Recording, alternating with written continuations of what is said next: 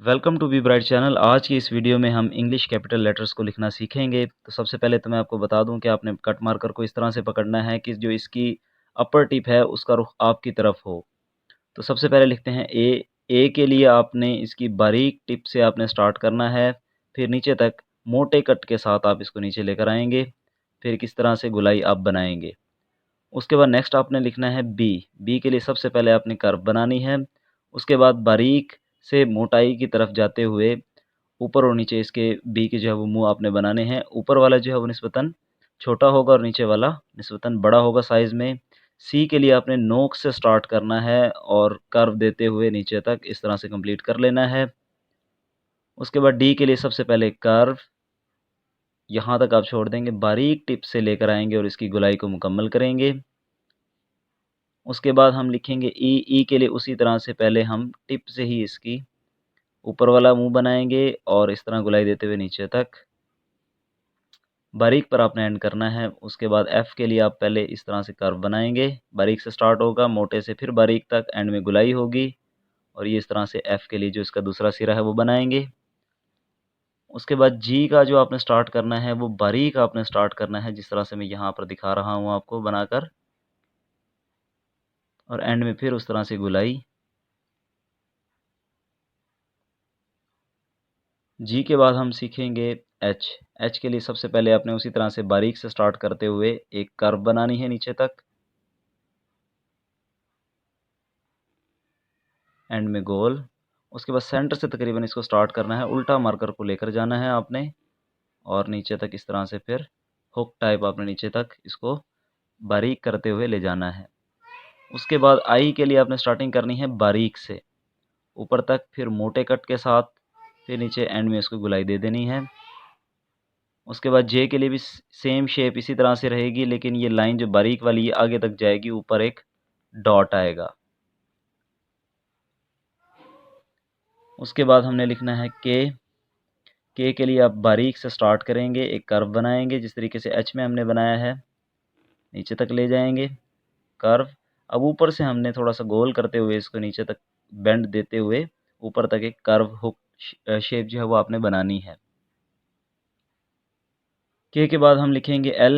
L के लिए सबसे बारीक पहले एक डबल शेप ऊपर, फिर नीचे कर्व देते हुए हुक शेप हम नीचे बारीक तक ख़त्म करेंगे।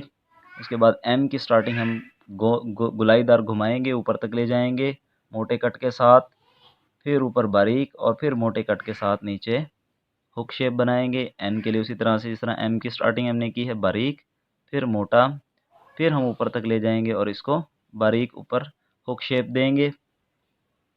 उसके बाद ओ के लिए ख़ास तौर पर आपने ध्यान में रखना है कि जिस तरीके से मैंने भी आपको मार्कर उठाकर दिखाया, पहले मोटे कट के साथ आप लेकर आएंगे इसको और फिर इसको बारीक से इसको हमने सर्कल को मुकम्मल करना है, ऊपर एक हुक देना है इस तरह से। उसके बाद M N O P. P के लिए पहले आप कर्व बनाएंगे एंड तक गोल। उसके बाद बारीक से आपने स्टार्ट करते हुए फिर मोटा करते हुए बारीक कर देना है। उसके बाद जिस तरीके से हमने ओ लिखा है उसी तरह से हम क्यू को लिखेंगे, मोटे कट के साथ स्टार्टिंग लेंगे इसकी, बारीक करते हुए ऊपर तक मिला देंगे। उसके बाद बारीक, मोटा, फिर बारीक। उसके बाद आर के लिए सबसे पहले तो आपने बनानी है कर्व